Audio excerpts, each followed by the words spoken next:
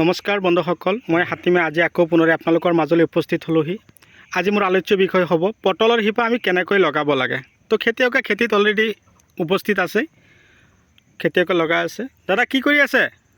পটলৰ পুলি লগাই আছে।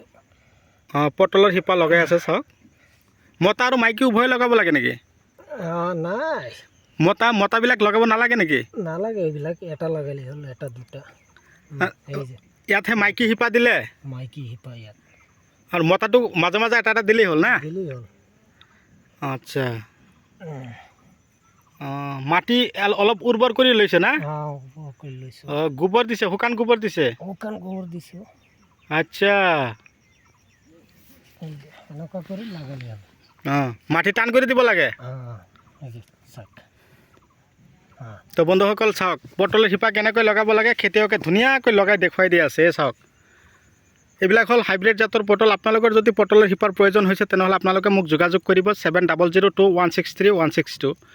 আপোনালোকে ফোন কৰিব পাৰিব, হোৱাটছআপ কৰিব পাৰিব। আপোনালোকৰ যদি শিপাৰ প্ৰয়োজন হৈছে আপোনালোকে ততাতৈ কৰক। বৰ্তমান কিন্তু জানুৱাৰী মাহ চলি আছে, জানুৱাৰী, ফেব্ৰুৱাৰী, মাৰ্চ, এপ্ৰিল মাহলৈকে আপোনালোকে পটলৰ শিপা লগাব পাৰিব। তো আপোনালোকে দেৰি নকৰিব, আগতীয়াকৈ লগাই থ'লে গছটো আগতীয়াকৈ চাং পাবগৈ, আৰু চাঙত ধুনীয়াকৈ যেতিয়া গছটো বগাই বগাই যাবলৈ আৰম্ভ কৰিব তেতিয়া আপোনালোকৰ গছত ধুনীয়াকৈ ফলন লাগিব। 2-2.5 মাহ পাৰ হৈ যোৱাৰ পিছতে গছত ফলন লাগে। তো নতুন বছৰ পৰিল, তো আপোনালোক চবকে মই নতুন বছৰৰ শুভেচ্ছা জ্ঞাপন কৰি মই পটলৰ খেতিৰ ভিডিঅ' এটা আপোনালোকলৈ আজি আপলোড কৰি দিলোঁ। আপোনালোকে মোৰ ভিডিঅ'টো চাই আপোনালোকৰ বিন্দু পৰিমাণৰ হ'লেও কামত আহিব।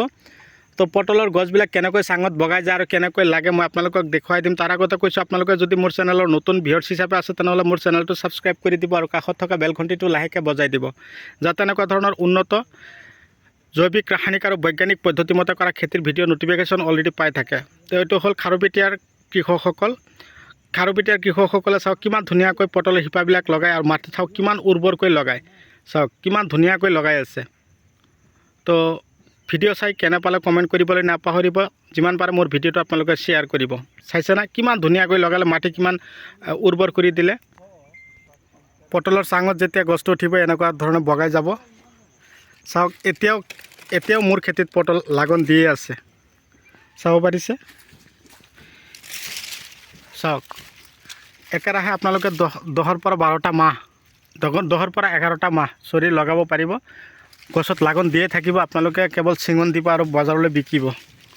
চাব পাৰিছে, এয়া চাওক পটল এতিয়াও মোৰ খেতিত আছে।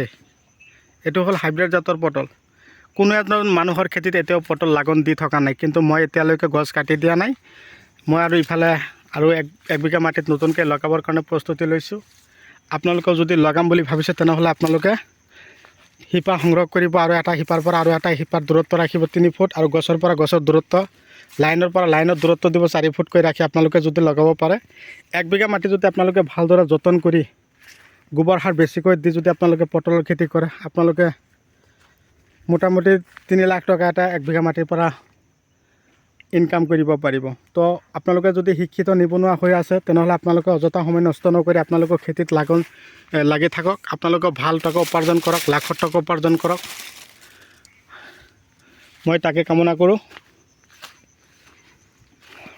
আপোনালোকে মোৰ ভিডিঅ'টো কোন ঠাইৰ পৰা চাই আছে আপোনালোকে মোক কমেণ্ট কৰি জনাব।